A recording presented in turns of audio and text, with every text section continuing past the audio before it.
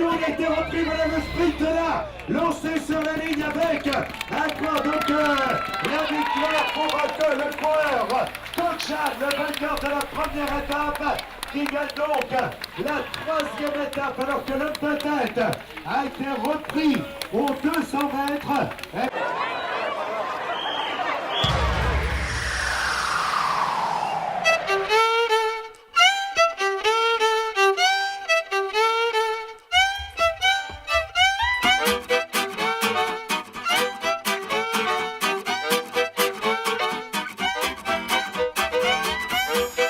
Le départ sera donné tout à l'heure donc par monsieur le congé de maire de Jumillac-le-Grand.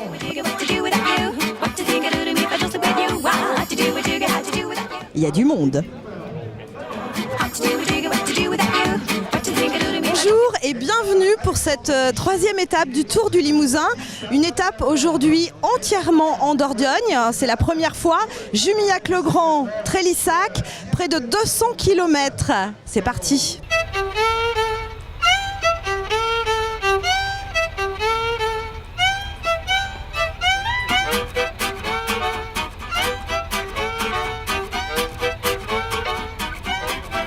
Alors Béné, ces impressions?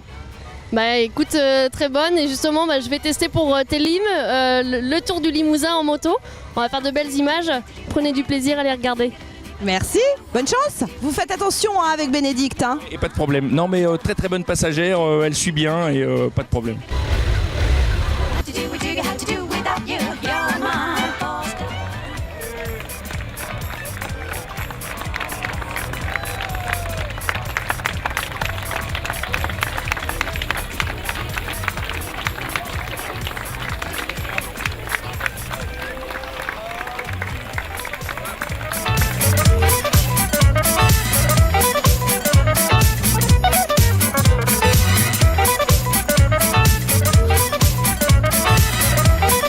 Le Tour du Limousin aujourd'hui, étape chez vous. Vous êtes de Jumillac-le-Grand? Pas du tout, on est de Bretagne. On vient voir notre équipe Sorsojason, qui est à 10 km de chez nous. Donc on a un poster, on a tout le kit qui va avec.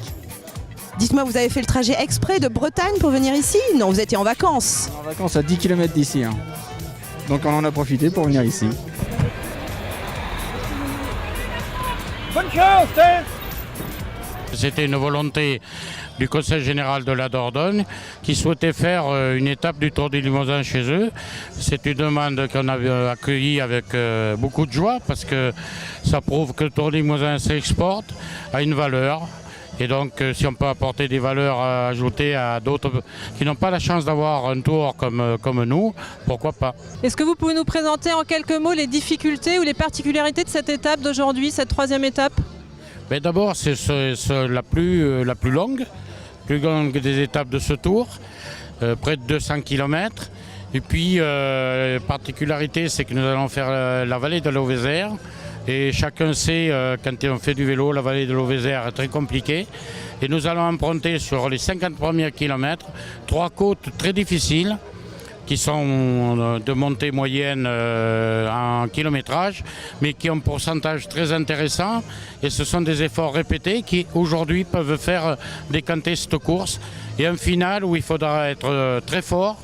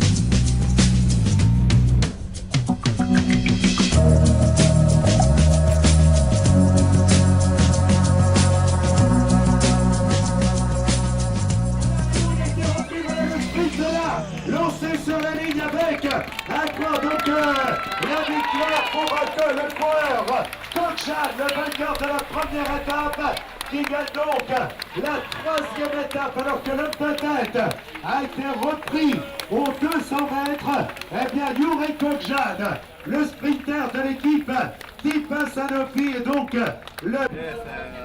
Yes, it was a really hard stage. Today I stayed all day in the group with my team, so we have nothing to lose. And at the end, the team made a terrific job. They bring me to the front. I stay on the wheel of Julien Simon, and final meters I passed in my first stage. Le Tour du Limousin lui-même aime bien sortir de temps en temps des frontières administratives de la région Limousin. Et nous avons en somme sauté sur l'occasion pour cette étape qui est entièrement en Dordogne. Il y a la compétition sportive et puis il y a ce côté fête. On le sait très fort avec le Tour de France. Le Tour de France, c'est ça, mais c'est vrai aussi pour le Tour du Limousin. Je vois que c'est très international, les deux premières étapes, avec un Slovène et un Lituanien, ce qui d'ailleurs témoigne bien de l'internationalisation du sport cycliste. Aujourd'hui, on va voir. Il faut le gars, à mon avis, qui gagnera à Trélissac, il faut quand même au départ que ça soit un bon grimpeur. Ce Tour du Limousin, vous avez regardé un petit peu les étapes, vous le percevez comment? Vous êtes cycliste, vous d'ailleurs? Ah, pas du tout. Ah non, mais franchement pas. D'ailleurs, on sponsorise un bateau et je ne suis pas navigateur non plus. Le problème, c'est qu'autour de tout ça, il y a des vraies valeurs, quoi. Hein, il y a des valeurs, la volonté d'entreprendre, il y a prise de risque, il y a plein de choses comme ça qui nous rassemblent tous les matins.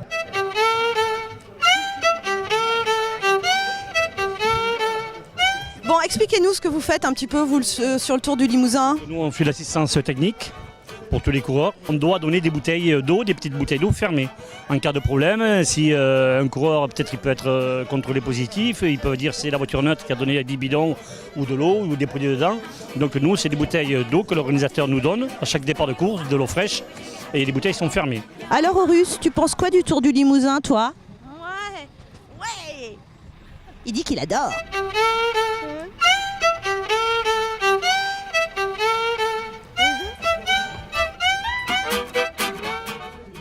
Qu'est-ce que tu viens faire sur le Tour du Limousin? Prendre des autographes et prendre des photos. Des autographes de qui? Toute l'équipe. Mais je vois que tu as déjà les cartes. Alors qui c'est que tu as déjà eu là? Qui a signé? Rafa Chiwi. On a eu Sébastien Turgot et c'est tout pour l'instant. Ah, c'est bien. Et vous voulez tous les avoir là? On essaie, ouais. Alors expliquez-nous ce que vous pensez, vous, un petit peu déjà de ce Tour du Limousin, premier bilan. Pour l'instant, c'est une course très exigeante, ça roule vite depuis le départ. Le parcours d'aujourd'hui va être assez dur. C'est vraiment l'étape où il va falloir attaquer pour aller chercher la victoire. Le terrain apparemment a l'air un peu plus escarpé que les jours précédents. Donc le terrain plus comment se passe la course, c'est ça qui fait la difficulté. Après la course, on se douche, on a une collation, des boissons de récupération pour recharger les batteries, quoi, comme on dit, le stock de glucides. Et ensuite, quand on arrive à l'hôtel, on a le massage qui permet de se relaxer. Après, on fait une bonne séance d'étirement. Et voilà, la soirée est quasiment passée, un repas et une bonne nuit de sommeil. Et on essaye d'être au mieux pour le lendemain, quoi. J'ai commencé par l'école de cyclisme, comme tout le monde. Après, j'ai plus ou moins arrêté parce que c'était trop de contraintes. Et j'ai commencé à travailler et en fait, j'ai eu le goût du vélo. Et je suis revenu sur le vélo et j'ai recommencé. Et puis, ça a bien fonctionné. Je suis rentré dans l'équipe réserve d'Europecar, donc le Vendée U. Et j'ai continué sur cette lancée pendant 2 ans.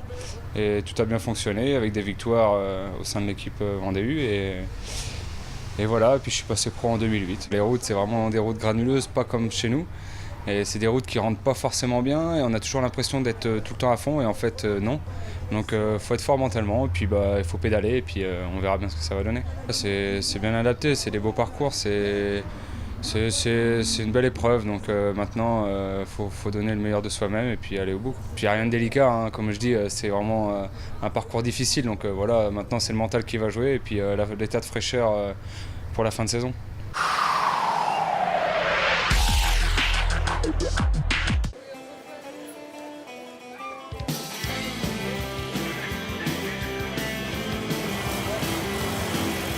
Monsieur le capitaine, on vous a vu, vous êtes en train de manger. Et la sécurité dans tout ça?